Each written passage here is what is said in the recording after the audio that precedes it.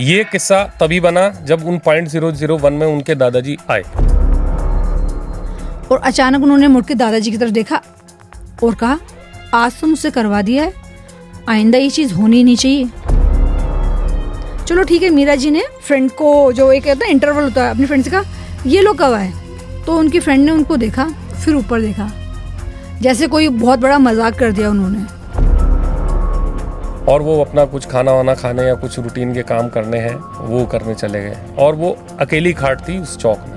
जब वो वापस आए 8:30-9 बजे सोने, तो जैसे ही उस खाट के पास आते ही उनको बहुत जोर से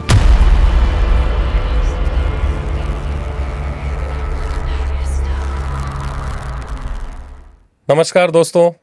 नमस्कार दोस्तों, वाइट कास्ट चैनल पे आप लोगों का फिर दोबारा स्वागत है। तो आज की स्टोरी अमित जी की तरफ से सुनिए आप। उससे पहले मैं आपको बता दूं, क्योंकि ये इनका एक तरह से दूसरा पॉडकास्ट है और क्या अच्छे बुरे रेस्पॉन्सेस आए जो आप लोगों ने लिखे, वो अब आगे ये बताएंगी। देखिए, मेरी जर्नी बहुत पहले से थी, मगर मैंने बीच में स्टॉप कर दिया था क्योंकि बच्चे हो गए थे। अब काफ़ी टाइम से अमित मुझे बोल रहे थे कि तुम भी मेरे साथ आओ, क्योंकि कई बार अमित काम के सिलसिले में बाहर होते हैं तो स्टोरी बोलने के लिए पीछे कोई भी नहीं होता। तो धीरे धीरे मैंने सोचा चलो ठीक है, बच्चे बड़े हो गए हैं तो मैं भी इस चैनल पे आना शुरू करती हूँ। तो ये मेरी कोशिश थी कि मैं स्टार्ट कर सकूँ। कहीं ना कहीं से आदमी स्टार्ट करता है, तो काफ़ी लोगों का प्रोत्साहन मिला जो मुझे बहुत अच्छा लगा दिल से।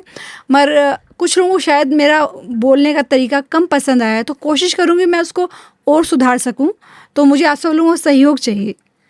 वैसे मैं आप लोगों के नॉलेज के लिए बता दूं कि स्पिरिचुअली ये बहुत ज़्यादा इंक्लाइंड है। मैं जितना मेडिटेट नहीं करता, उससे ज़्यादा इनको प्रैक्टिस है मेडिटेशन की और सब चीज़ों की। और ईश्वर को एक अलग लेवल पे, अलग फीलिंग के हिसाब से हम लोग सोचते हैं। पूजा पाठ हम भी करते हैं, हमारे घरों में भी होती है, सबके घरों में होती है। और तब जाके हमें ये हिम्मत मिलती है कि हम ये पॉडकास्ट को इस तरह से सच्चे वे में रन कर रहे हैं। तो इस बार की कुछ मिक्स कहानियां हैं। कुछ सब्सक्राइबर, एक हमारी मीरा सिंह जी हैं जो इनिशियली कोलकाता में रहती थी और अब वो नोएडा शिफ्ट हो गई। उनकी जीवन का बहुत सारा, मतलब एक तरह से वो लिटरेचर ही हो गया अब तो। वो मैं कुछ पार्ट ये बोलेंगे, कुछ पार्ट मैं बोलूँगा। उससे पहले मैं स्टार्ट करता हूँ एक छोटा सा किस्सा जो सनी जी ने कानपुर से भेजा है। उनके पड़ोस में रहने वाले अंकल के दादाजी के साथ हुआ था। अब उसकी ऑथेंटिसिटी के लिए पूछना पड़ता है और इसीलिए मैं वेव आउट से, वो होता है ना उसके पापा के, नाना के, चाचा के, दादा के, हालांकि मुझे भी बहुत समझ में नहीं आता ये रिश्तेदारी वगैरह, लेकिन ये लिंक है उस स्टोरी का। लगभग 1980s की बात है कि हम लोग, आप लोग भी और हम लोग सब, पहले जब ये टेक्नोलॉजी भी नहीं थी, कूलर, एसी वगैरह सब नहीं हुआ करते थे 80s में, हर एक के पास होते नहीं थे। तो ये बात है बलिया की। बलिया में उनके दादाजी बाहर सोते थे और खाट जैसे शाम को लगाई। नॉर्मली हम छतों पे भी सोते थे, छत पे पहले पानत वानत करते थे। आप इसमें बताइए। हाँ, होता ये था कि जैसे गर्मियों के समय, क्योंकि कमरे बहुत तप जाते थे, तब इतना मोस्टली क्या होता था कि सीमेंट की छतें बहुत कम घरों में होती थी। मोस्टली पत्थर की होती थी या फिर जो चौड़े वाले लाल पत्थर होते उनकी होती थी, बीच में लकड़ी डाल के, ऐसे मोस्टली घरों में होता था। तो वो पत्थर बहुत तपते थे, तो कोशिश रहती थी रात को छत पे सोया जाए या फिर घर का कोई चौक हो, उसमें सब चारपाइयाँ डलती थी। तो ऐसा कुछ ही इंसिडेंट जो अमित बताना चाह रहे हैं। अब इसमें हुआ क्या, जैसे नॉर्मली पैरानॉर्मल में भी क्या है कि 0.0001% लोगों के साथ ये होता है। ये किस्सा तभी बना जब उन .001 में उनके दादाजी आए। अब सुनना, जैसे नॉर्मल सी बात है कि भाई आपने खाट बाहर लगाई है, लेकिन उसी संध्या काल में, कि जब रात और दिन होने से पहले, या तो रात को लगा लो या दिन में लगा लो। और दिन में तो खैर लगाते नहीं, सोने से जस्ट पहले आप 15 मिनट पहले लगाओ तो सबसे बेटर होता है। तो उन्होंने क्या, खाट बाहर निकाली, दरी बिछाई, चादर बिछाई, तकिया लगाया और उसके बाद में अंधेरा होने दिया। और वो अपना कुछ खाना वाना खाने या कुछ रूटीन के काम करने हैं वो करने चले गए। और वो अकेली खाट थी उस चौक में। और उस समय हुआ क्या, जब वो वापस आए 8:30-9 बजे सोने, तो जैसे ही उस खाट के पास आते ही उनको बहुत जोर से किसी ने लात मारी और वो दूर जाके गिरे खाट से।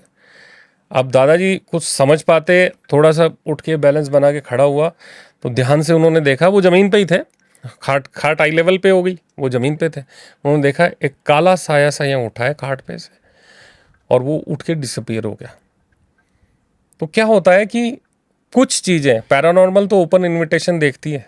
अगर अकेला आदमी है, ऊपरी हवा के टाइम में अगर आप वहाँ जा रहे हो या कोई एक्टिविटी हुई है, तो वो एक तरह से उसको लगा कि मेरे लिए बिछाई हुई है, शायद वो एंटिटी ऐसी थी। होटलों में भी मैं यहाँ कनेक्ट करूँगा रजत के साथ।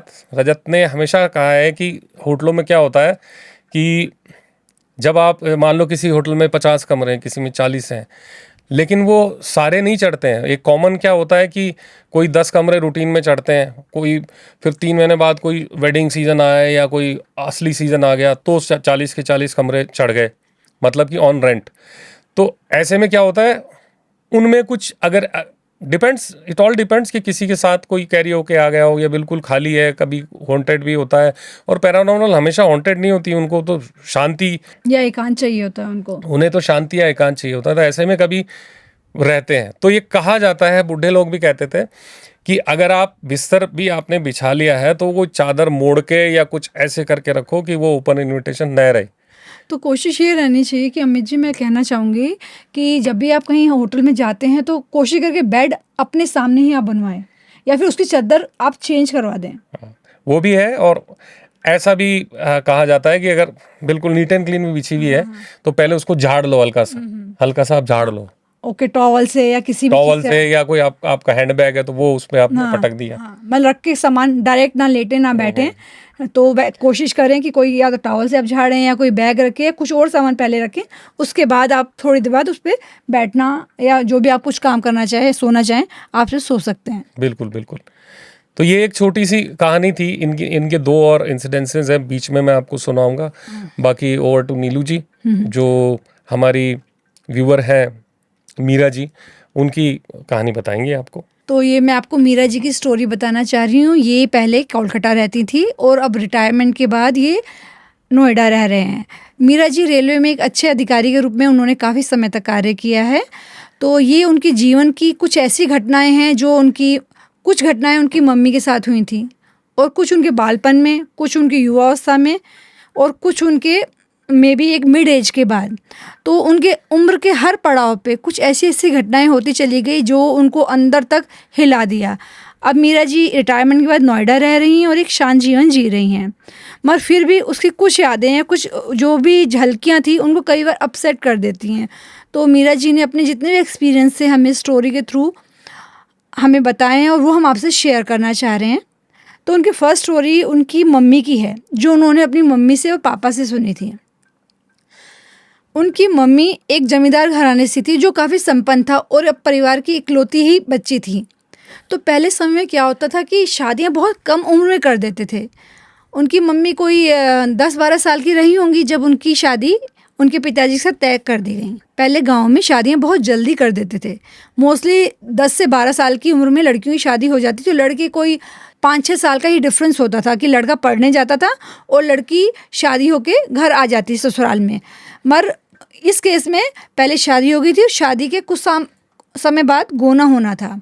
तो क्या होता था, गांव में एक प्रथा थी पहले टाइम में, और अभी भी भारत में कई सिटीज़ में ऐसा होता है कि नायन और जो हमारी धोबन होती हैं यही इनविटेशन घर घर जाके देती कि फ़लाँ के घर में ये फंक्शन है तो आप यहाँ पर आइए। वो घर का सारा कामकाज संभालती हैं, न्योता देना, भाजी वगैरह बांटना, जो भी शादी की मिठाइयाँ होती हैं वो घर घर जाके बांटती हैं। तो ये जमींदार घरानों में माली, नायन और धोबी ये बहुत प्रमुख होते थे, जो घर के जितने भी छोटे मोटे काम हैं वो सब करते थे और न्योता देना सब चलता था। तो इनकी जो मम्मी थी वो परिवार की एक ही बच्ची थी, तो उनको बड़े लाड़ प्यार से पाला गया। 2-2 दाइयाँ इनकी देखभाल में रहती थीं। तो इनके गोने का समय आया तो एक बाई कुछ समय से जो इनकी केयर टेकर थी वो बीमार थी, वो कुछ समय से आ नहीं रही थी। तो एक केयर टेकर थी जो इनकी शादी में बढ़ चढ़ के भाग ले रही थी, क्योंकि बारात आने वाली थी बेटी को विदाई कराने के लिए। तो वो जो उनकी केयर टेकर थी जो नायन थी वो घर घर जाए, गांव में सब जगह न्योता दे के आई। हो सकता है उसके दिमाग से ये बात स्लिप हो गई हो कि जो दूसरी है उसको भी बोलना हो, या उसने कुछ उसकी इंटेंशन रही हो, ये तो भगवान ही जाने क्या हुआ था क्या नहीं। तो उसने क्या किया, सबको न्योता दे के आई मगर उसको न्योता नहीं दिया।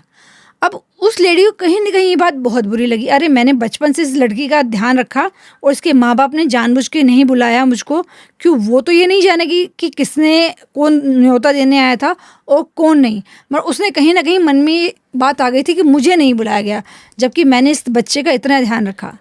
तो ठीक है, वो शादी वाले दिन मम्मी से लड़ने के लिए आ गई, नानी से, मतलब कि आपने मुझे बुलाया नहीं, मैंने आप लोगों की इतनी सेवा की, इतना काम किया, आपने मुझको कैसे बुला दिया, ये वो। तो माताजी ने कहा कि नहीं हो सकता दिमाग से निकल गया हो, मगर तुम तो हमारे घर में सब काम देखती हो, तो ऐसा कोई हमारा इंटेंशन नहीं था, आप आइए, आपका ही बच्चा है, अब आपका पाला हुआ है, तो हम आपसे कैसे दूर रख सकते हैं। तो बोले ठीक है चलो कोई बात नहीं, अब जो हुआ सो छोड़ो, उस पर मिट्टी डालो, बिटिया कहाँ है, हमें बिटिया से मिलाओ।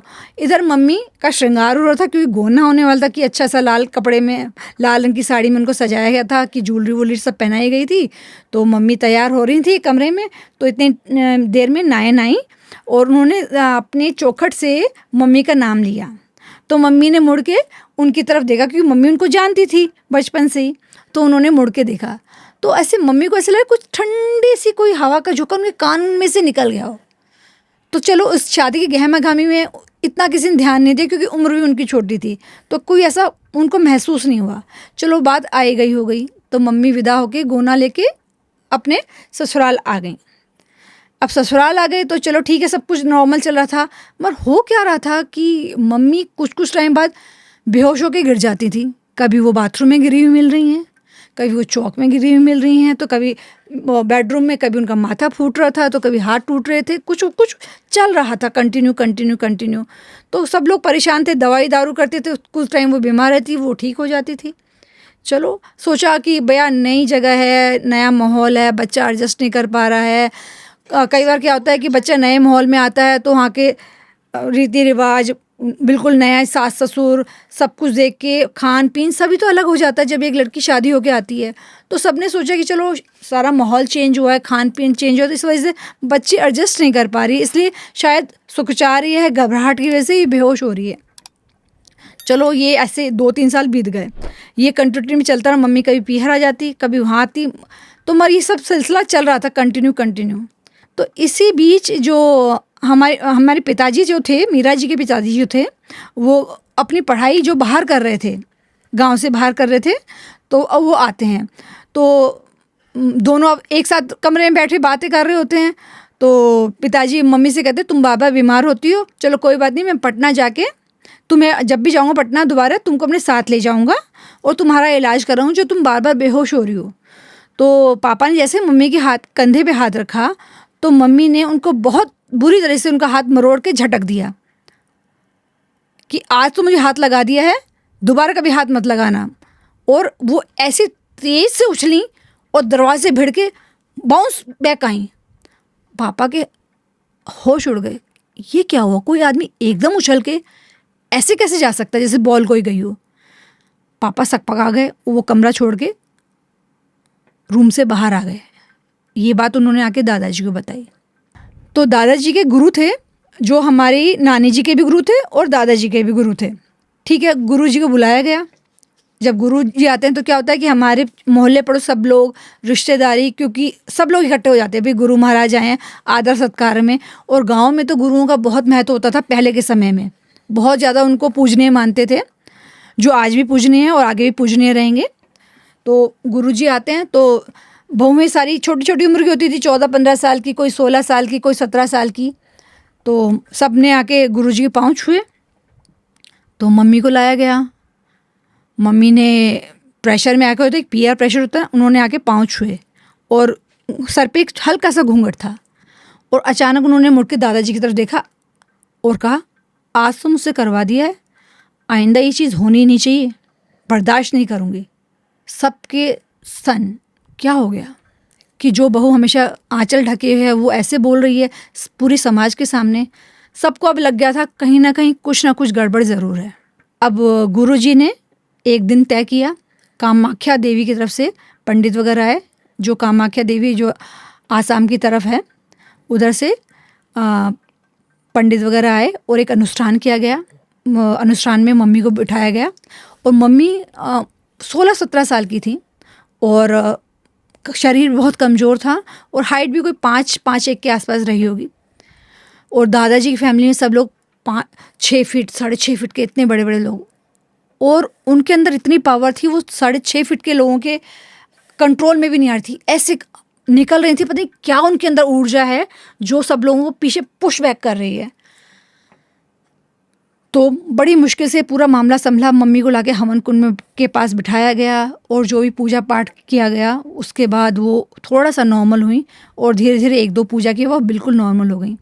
और उसके बाद उन्हें अपना वैवाहिक जीवन बहुत अच्छे तरह से जिया और लास्ट में दोनों हस्बैंड वाइफ एक अच्छा भरपूर परिवार छोड़ के ऊपर गए और उन दोनों का प्यार एंड तक बहुत अच्छा बना रहा। ये स्टोरी मीरा जी के माता पिता जी की तरफ से थी जो उन्होंने हमें बताई।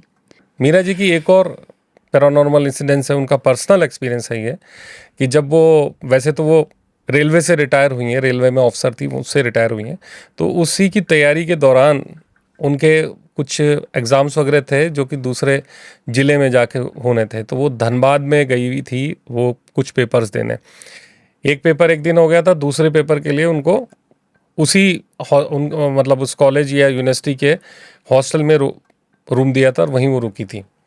अगले दिन सुबह जैसे 9 बजे के आसपास उनका पेपर था और रूटीन में भी वो कॉलेज वहाँ चलता था, वो हॉस्टल की लड़कियाँ नॉर्मली वहाँ रहती भी थी। तो होता क्या है, हॉस्टल में नहाने धोने का एक बहुत ही बड़ा सा जोन बना हुआ होता है अलग, जिसमें खूब सारे बाथरूम्स होते हैं, खूब सारे टॉयलेट्स और बाथरूम सारे साथ में होते हैं।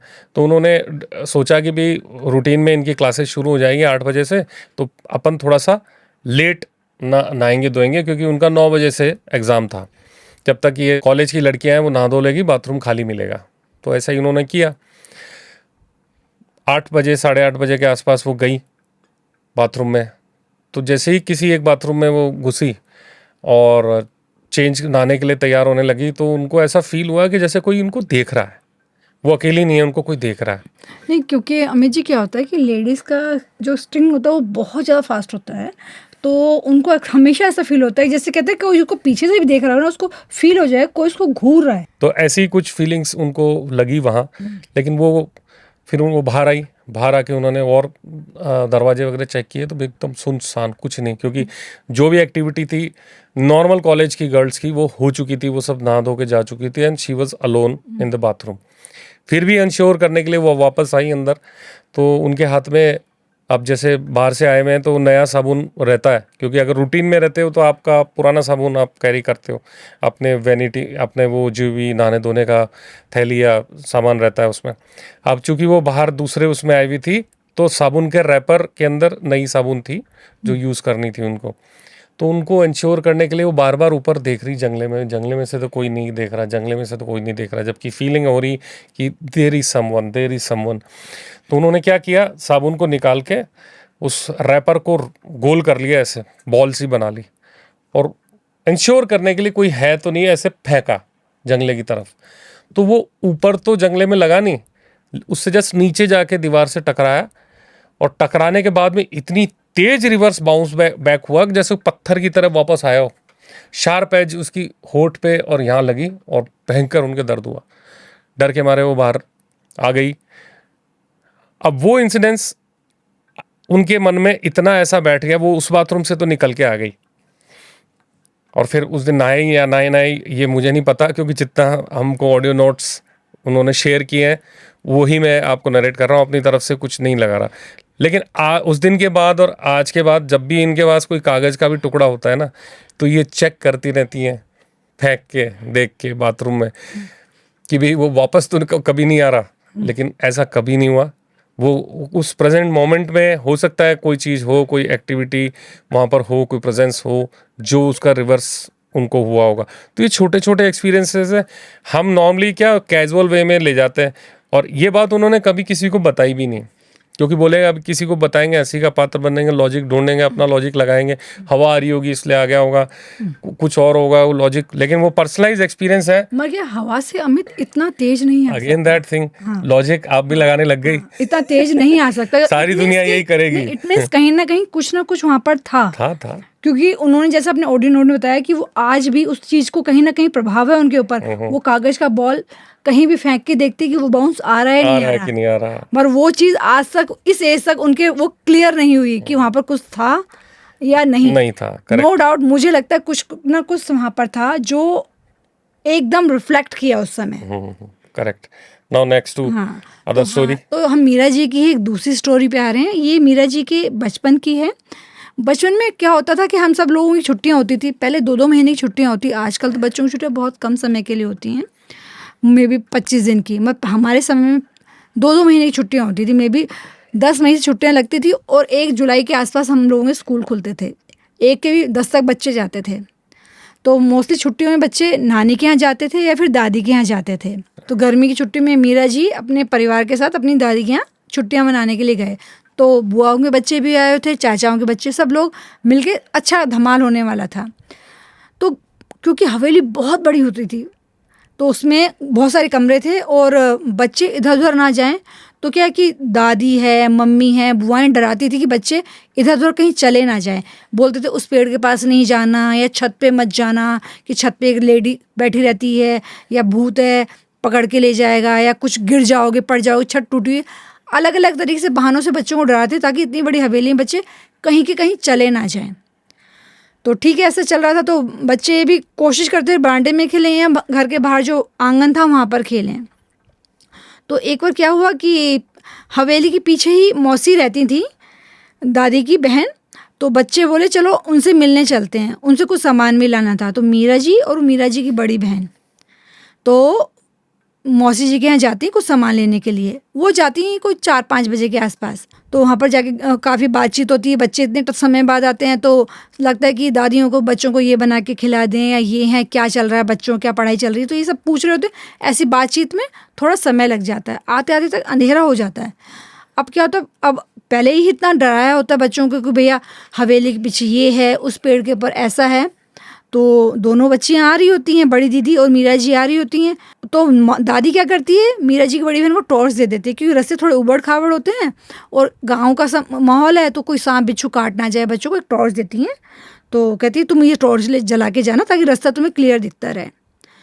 तो आगे आगे दीदी चल रही हैं, पीछे पीछे मीरा जी चल रही होती है। वो भी कोई 10-12 साल की बच्ची होती हैं। तो टॉर्च की रोशनी वो देखती हैं कि एक दीवार के ऊपर 3 आकृतियाँ बन रही है, जिसमें एक लड़के की है और 2 जने, वो लड़का भाग रहा है कंटिन्यू। तो अपनी दीदी को कहती है दीदी देखो वो कोई लड़का भाग रहा है उस दीवार के ऊपर।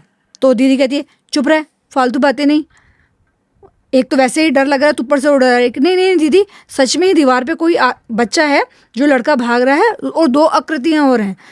तो बहन की तो हालत ख़राब होती है और मीरा जी कंटिन्यू ये बात दोहराई जा रही हैं। तो जैसे तैसे कहते हैं, वो रास्ता तो था 2-3 मिनट का, मगर क्या जब डर लग रहा होता है तो वो रास्ता 2-3 मिनट का इतना लंबा लगने लगता है। मगर जैसे तैसे वो लोग घर के अंदर आ जाते हैं। और घर में आने के बाद बड़ी दीदी बहुत शिकायत करती है, इसने मुझे रास्ते में इतना परेशान किया और कैसे कैसे क्या क्या बता के मुझे डराई जा रही थी।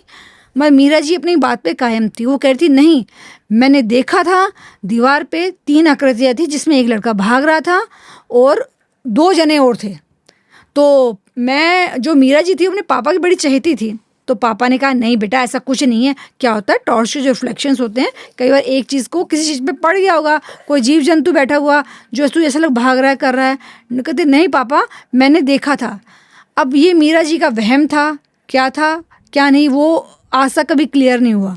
सब लोगों ने उस चीज़ को दबा दिया। मगर कहीं ना कहीं उनको ये एक्सपीरियंस हो चुका था अपनी लाइफ में कि कुछ तो है, मगर बालपन था, ये चीज़ें उनके दिमाग जहन से निकल गई थी। मगर जैसे बड़ी हुई ये चीज़ें उनके साथ घटती चली गई। तो इस तरह के बहुत प्राइमरी लेवल पर पैरानॉर्मल एक्सपीरियंस होते हैं जो मेरे साथ भी हुए थे। मेरे पुराने पॉडकास्ट में आप देखना, जब मैं 10 साल का था तब मेरे को जो अनुभव हुए थे और मैंने अपने पेरेंट्स को बोला था कि मैंने ऐसा ऐसा लाइब्रेरी में देखा कुछ। तो अब 2 बातें होती हैं, या तो आप उसको डरा के दबा दो या बच्चे को समझा दो कि बेटा ये चीज़ें होती हैं, इनका अस्तित्व है, या फिर बोलो कि नहीं नहीं अब वहाँ मत जाना। मैंने लास्ट पॉडकास्ट में भी आपसे पूछा था कि कौन सी ऐसी बातें हैं जिससे कौन लोग हैं या कौन सा ऐसा प्रेशर है जिससे बच्चों को डराया जाता है। वो आपने कुछ हो तो जवाब मिले थे, और बाकी अगर कोई और ज़्यादा डिटेल में क्लैरिफाई इसको कर सके तो मैं उनका नाम लेके भी उनके कमेंट को पूरा पॉडकास्ट में पढ़ूंगा। तो मीरा जी के साथ भी जो बचपन का इंसिडेंस था बेसिकली वही था कि उनको विजिबिलिटी थी, दिख रहा था, कुछ एक्टिविटी थी। अब चाहे उससे डर लो या कोई चीज़ हो रही है उसको एक्सेप्ट करो, unless and until it is affecting you a lot. जब तक आपको हार्म नहीं कर रही वो, तब तक वो जो चीज़ हो रही है होती रहे, नज़रअंदाज करो, आगे बढ़ो। मगर होता है अमित जी कि बच्चों की बात पे जल्दी से लोग विश्वास नहीं करते, क्योंकि छोटे बच्चों को आदत होती है मन में स्टोरीज बनाने की। जैसे मतलब कुछ भी बोल दिया या कोई बहाना बना दिया कि मेरे पेट में दर्द है, स्कूल नहीं जाना।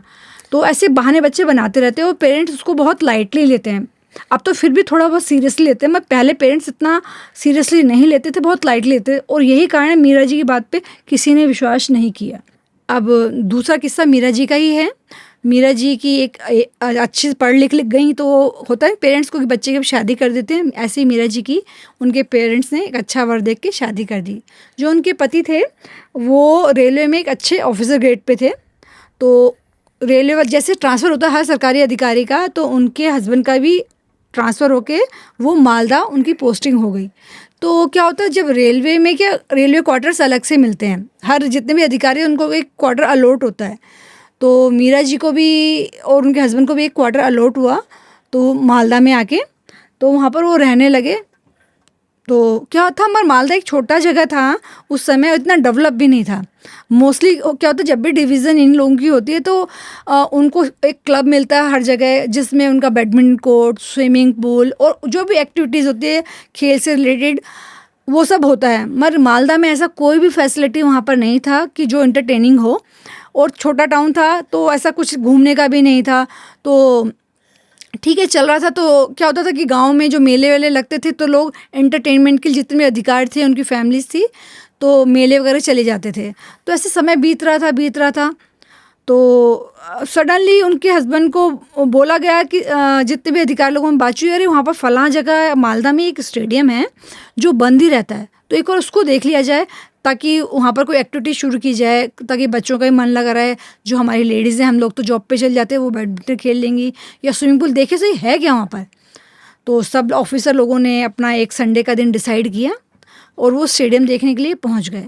उस दिन बारिश का सीज़न था, तो झिरमिर बारिश हो रही थी। तो उस दिन भी बारिश चल रही थी। तो बारिश में धीमे धीमे भीगते भीगते सब लोग स्टेडियम पहुँचे, और स्टेडियम के जो भी केयर टेकर था उसने स्टेडियम का लाइट ऑन किया। तो जैसे स्टेडियम में एंट्री किया तो सबके मुंह ऐसे लगे, वाह इतना बड़ा स्टेडियम इस जगह, जो आज तक शायद कोई जानता ही नहीं, कोई आया ही नहीं। अरे वाह, ये स्टेडियम इतना बढ़िया है, यहाँ पर सब एक्टिविटीज़ कर सकते हैं, बैडमिंटन खेल सकते हैं, और भी एक्टिविटीज़, क्रिकेट भी, क्योंकि बड़ा ग्राउंड था, स्विमिंग भी नहीं हो सकती थी नो डाउट, बैडमिंटन खेल सकते थे, क्रिकेट खेल सकते थे, बैठने की सीटिंग वगैरह भी थी, मैचेस करवा सकते थे छोटे मोटे। तो सब लोग बहुत खुश हुए। अचानक ऐसा हुआ कि लाइट चली गई, तो अंधेरा हो गया था। तो ऐसा अंधेरा था कि हाथ को हाथ नहीं सूझ रहा था, और बारिश भी काफ़ी तेज़ हो गई थी, और अचानक इतनी तेज़ आवाज़ आने लगी, धम धम धम धम धम। सब लोग बहुत परेशान हो गए, इतनी आवाज़ कि एक दूसरे की, हम पास खड़े हुए लोग भी एक दूसरे की बातें नहीं सुन पा रहे थे, वो आवाज़ इतनी तेज़ थी। चलो ठीक है, केयर टेकर आया, उसने देखा, बिजली को चेक किया और उसको पावर दोबारा ऑन किया। तो सब देखा, सब चीज़ सामान्य थी, मगर फिर भी वो साउंड कंटिन्यू चल रही थी। तो एक जगह देखा टीन का तपड़ा थोड़ा सा हटा हुआ था और वो फटफट कर रहा था, मगर वो इतना भी फटफट नहीं कर रहा था जो इतनी तेज़ आवाज़ क्रिएट कर सके। चलो ठीक है, बात आई गई होगी, किसी ने विशेष ध्यान नहीं दिया, लोग अपने अपने घर आ गए। तो वही सैटरडे संडे लेडीज़ लोग जाने लगी मैच खेलने के, पुरुष लोग जाते थोड़ा थोड़ा मैच खेल के आ जाते। मगर ये होता है ना कि ये चीज़ें हर किसी को दिखाई नहीं देती। 100 में से अमित जी के अनुसार 1% होता आदमी जिसको ये चीज़ फील होती हैं और दिखाई देती हैं, और मीरा जी उन 1% में थी। तो एक दिन वो अपनी फ्रेंड के साथ बैडमिंटन कोर्ट में मैच खेल रही थी। तो उन्होंने देखा कि जो सिटिंग एरिया है वहाँ पर एक लड़का लड़की बैठे हुए हैं। तो उन्होंने देखा कि यार अभी तक तो कोई था नहीं, अचानक यहाँ पर कोई बैठा हुआ है। तो थोड़ा उन्होंने अनदेखा किया, उन्होंने सोचा चलो शायद मैंने दृष्टि भ्रम हो गया, पहले से बैठे हो मैंने ध्यान ना दिया हो, क्योंकि सब लोगों को तो हम लोग नहीं जान सकते ना कि आसपास कौन है या हमारे पिछले मोहल्ले में कौन रहता है उसको, जिसको हम नहीं जानते हैं। तो उन्होंने थोड़ा ऐसा ध्यान नहीं दिया कि हो सकता पहले से बैठे मैंने ध्यान ना दिया हो।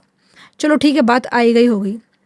फिर वो मत एकदम मन उनको कहीं ना कहीं था यार, अगर ऐसा जब मैं आई थी तब भी ऐसा कुछ नहीं था और बीच में देखा तब भी ऐसा कुछ नहीं था। उनके जहन में कहीं कहीं बात अटक गई थी, ये अचानक कैसे आ गए। ना तो मैंने इनको दरवाजे से आते हुए देखा, क्योंकि मीरा जी का जो मुंह था वो दरवाजे की तरफ था, स्टेडियम के गेट की तरफ था, कि जो भी आता जाता हो तो आदमी दिख जाता कितना ही कि बिजी हो खेलने में, मगर उसको पता चल जाता कि कोई आया है या कोई गया है। उनको लगा यार मैंने इसको आते जाते तो नहीं देखा, ये अचानक कैसे आ सकता है।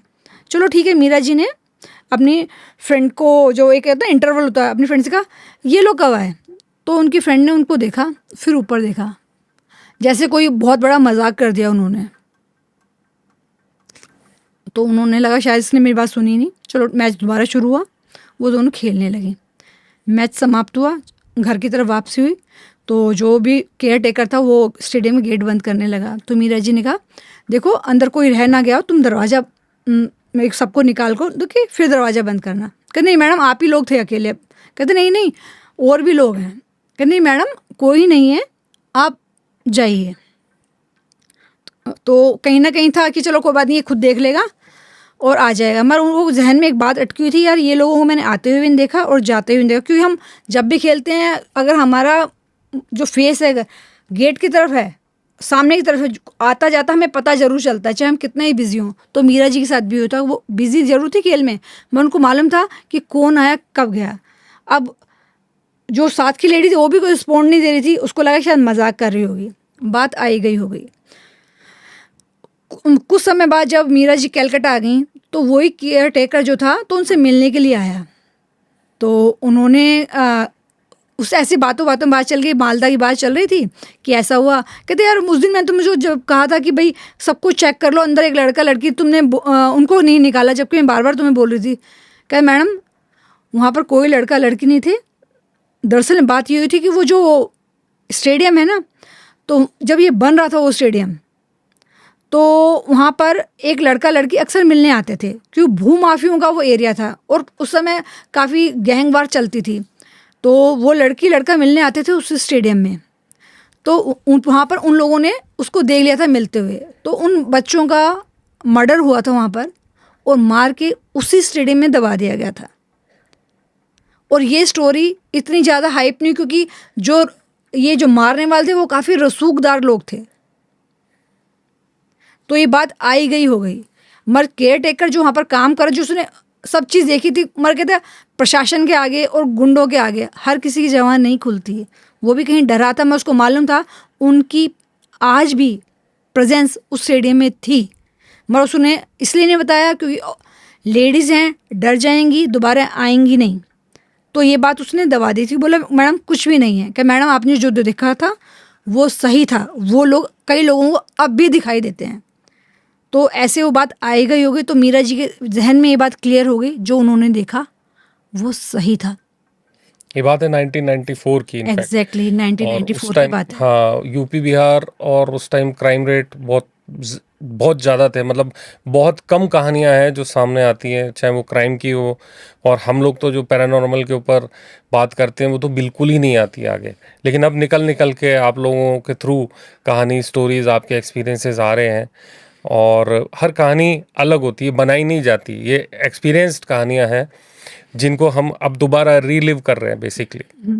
इनकी और भी कहानी है कुछ? हाँ और भी कहानियाँ। मगर क्या होता है कि अमित जी, क्या होता है कुछ स्टोरीज हम बताते हैं तो लोग बिलीव नहीं करते। लोग इन सब बातों को मजाक में उड़ा लेते कि नहीं फालतू फेंक रहा है, बात कर रहा है, ही कर रहा है। उसको समझते नहीं, अगर आदमी ने कुछ फील किया है तो ही बता रहा है। कई लोग डर के हिचक के मारे कि मैं सोशली एक मजाक ना बन जाऊँ, इसलिए ही बातें नहीं बताते हैं। मगर अगर आपके साथ कुछ ऐसा हुआ है, हम अपने जो भी हमारा प्लेटफॉर्म है, हम उस पर आपकी स्टोरीज ज़रूर बताएंगे। तो कृपया आपके साथ जो भी ऐसा घटित हुआ है, जो आप शेयर करना चाहते हैं अपनी पहचान के साथ, या अपनी पहचान छुपाना चाहते हैं, तो प्लीज़ हमने अपनी अच्छी स्टोरीज़ भेजें और हमने इस प्लेटफॉर्म पे आपको आपकी वो जितनी स्टोरीज़ हैं वो बता सकें। हाँ, और मीरा जी से रिलेटेड एक किस्सा और है जो मैं आपको बताऊँगी। तो किस्सा ये है कि कुछ टाइम बाद मीरा जी के हस्बैंड की कम आयु में डेथ हो गई थी। अब हुआ ये क्या होता है कि जब आपके हस्बैंड की डेथ हो जाती है और वो सरकारी नौकरी में, तो वो जो जॉब होती है ऑटोमेटिकली वाइफ को मिल जाती है।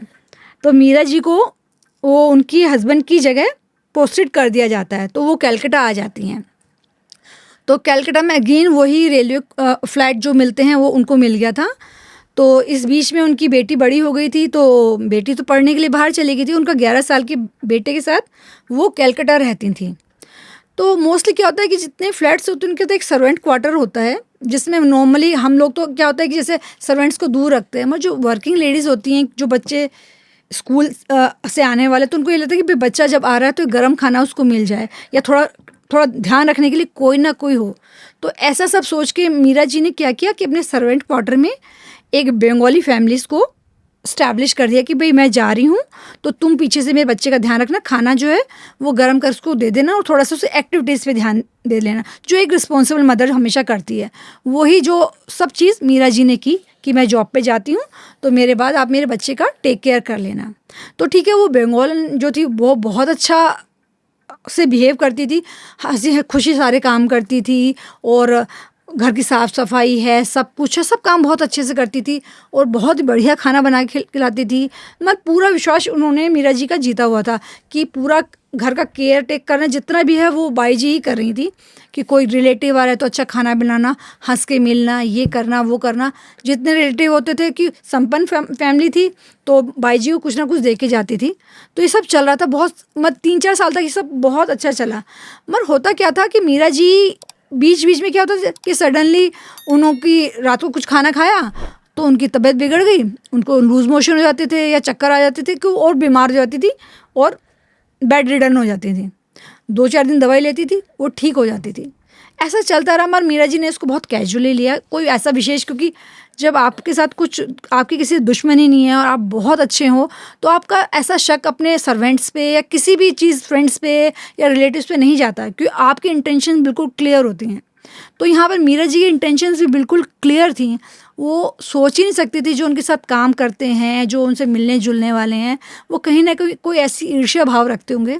एक बार क्या हुआ, मीरा जी ऑफिस गई हुई थी, तो सडनली उनको लगा कि चलो आज रेस्ट के मूड में है, चलो घर चलते हैं। तो 20 दोपहर में घर आ जाती हैं। मोस्टली मीरा जी क्या करती थी कि उनका जो घर का एंट्री एक खुली रखती थी, जिससे बाई जी घर में आ जा सके। तो ऐसी एक एंट्री मीरा जी ने बना रखी थी कि बाई जी साफ़ सफाई या बच्चों को खाना देने के लिए घर आ जाए। मगर मीरा जी क्या को ये लगता था कि भाई बच्चा आ रहा है तो खाना मेरे हाथ का ही बना खाए। तो वो सुबह वो दाल सब्जी बना जाती थी और चावल गैस पे एक भगोने में भिगो के छोड़ दिया, ताकि बाई को सिर्फ चावल ही के लिए गैस ही जलानी पड़े। तो उनकी ये रहता कि बच्चा मेरे हाथ का खाना खाए, बस चावल बाई जी उस समय गैस ऑन कर दे जिससे चावल बन जाए और बच्चे को सर्व हो जाए। तो इतना सब काम मीरा जी करके जाते थे। तो वो आई तो उन्होंने देखा कि बाई जी किचन में खड़ी हुई हैं और बेटा आया नहीं था अभी तक। तो उन्होंने देखा गैस पे उसने कुछ चढ़ा रखा था, और मीरा जी को अचानक आया देख के बाई जी के बिल्कुल कहते हैं मुँह सफ़ेद हो जाता है, कि जैसे उसकी कोई चोरी पकड़ी गई हो। भाई जी बिल्कुल सन कि ये ऐसे अचानक ऐसे, कि मीरा जी कभी भी बीच में नहीं आई होती हैं ऐसी छुट्टी लेके। वो घबरा जाती है। तो उसके एक्सप्रेशन देख के मीरा जी को थोड़ा डाउट तो होता है, ये ऐसे क्यों घबरा रही है, ऐसे आंखें क्यों चुरा रही है, कि जब कुछ आप गलत करते हो तो आप आंखें चुराते हो। सेम वो ही बाई जी कर रही थी, आंखें चुरा रही थी। उसका चेहरा सफ़ेद हो गया था, उसके फेस रीड हो रहा था कि ये कहीं ना कहीं कुछ ना कुछ गलत है। मीरा जी किचन में जाती देखती है एक देगची में कुछ गंदा सा पानी बॉयल हो रहा है, उसके अंदर राइस हैं। तो उनको लगता है यार मैं इतना साफ़ सुथरा करती हूँ, ये इतना गंदा खाना मेरे बच्चों को खिलाती है और मेरे लिए शाम को रख के जाती है। तो वो बाई जी कहती है तुम जाओ, आज के वैसे तुम काम नहीं करोगी, मैं अपने बच्चे का टेक केयर करूँगी। थोड़ा कड़े लहजे में बोल के बाई जी को हटा देती, कल से तुम नहीं आओगी, तुम्हारी लड़की आके साफ़ सफाई करेगी। तो भेज देती है। बाई जी बिना कुछ बोले चुपचाप घर से चली जाती है।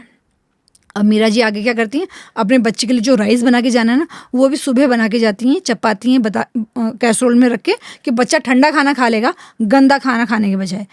रोटी बना के, सब्जी बना के, दाल बना के रख जाती थी। बच्चे बोलते भाई आया तू खा लियो, और अपना जो एंट्री जो उन्होंने ओपन कर रखी थी वो बंद करने लगती हैं, ताकि वो बाई जी पीछे से आ जा ना सके। और वो बच्ची से काम भी अपने सामने सामने करा लेती थी। तो बच्ची जब वो शाम को झाड़ू पोछा के लिए आती थी या बर्तन सफाई के लिए जो भी आती थी, एक दिन आके वो बोलती है देखो मैडम ये क्या मिला मुझको, अपनी बंगाली लैंग्वेज में बोलती हैं, मगर मैं हिंदी में बता रही हूँ कि देखो मैडम ये एक सुई मिली है। तो वो सुई मीरा जी को दिखाती है, वो सुई थोड़ी टेढ़ी मेढ़ी होती है और थोड़ी जंग लगी हुई। मीरा जी कहती है ये जंग लगी सुई, वो ऐसे अपन नॉर्मली उठा ही लेते ना कि ये सुई कहाँ से आई, मेरे घर में नॉर्मली लेडीज़ उठा लेती हैं।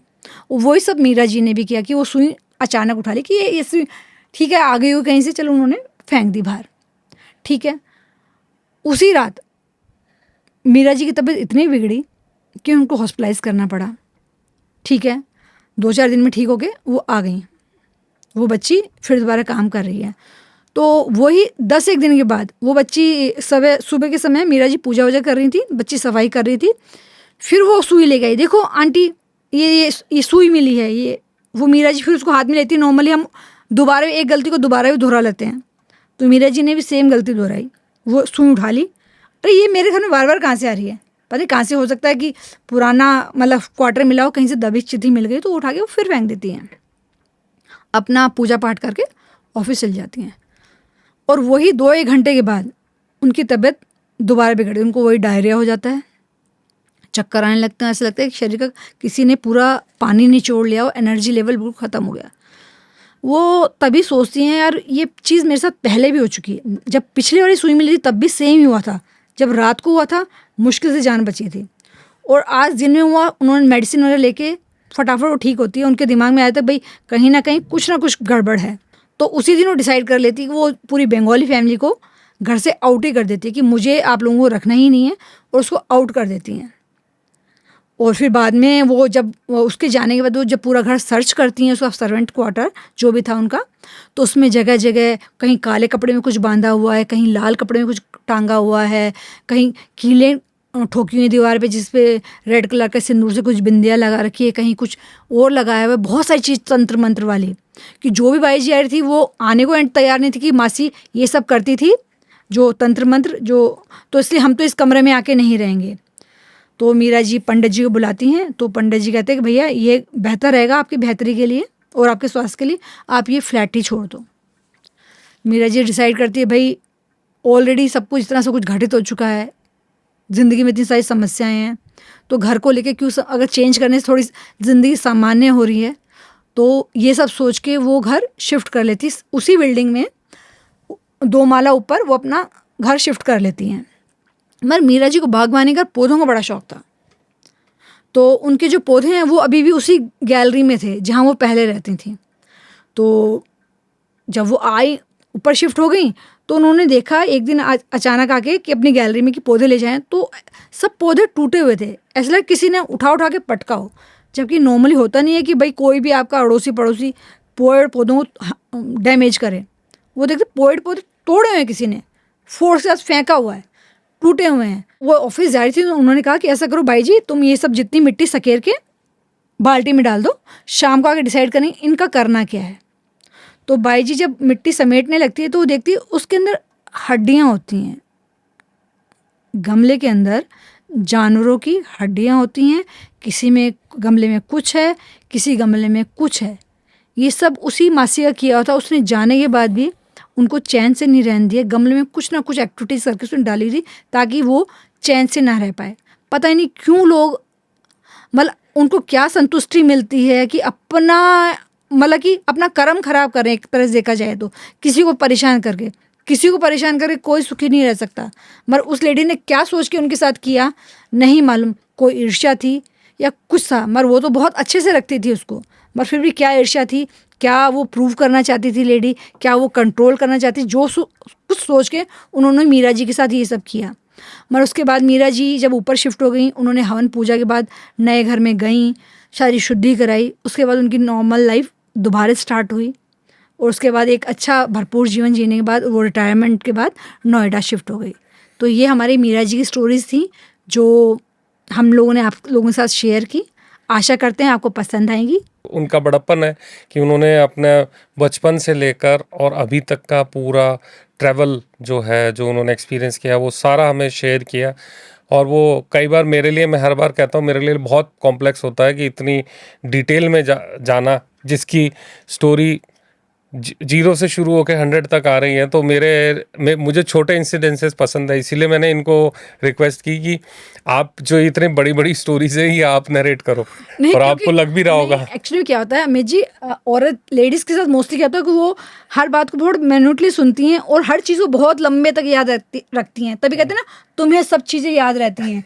याद क्यों नहीं? क्योंकि हमारी मेमोरी बड़ी शार्प होती है लेडीज़ की, correct, कि वो correct. एक बार सुनती हैं तो उनको रिमाइंड मतलब हमेशा याद रहता है कि ये चीज़ ऐसे हुई थी। अक्सर क्या होता है वो अपने घर की रखी हुई चीज़ को भी बता देगी, ये चीज़ मैंने यहाँ पर फलां समय रखी थी और तुम्हें यहीं मिलेगी।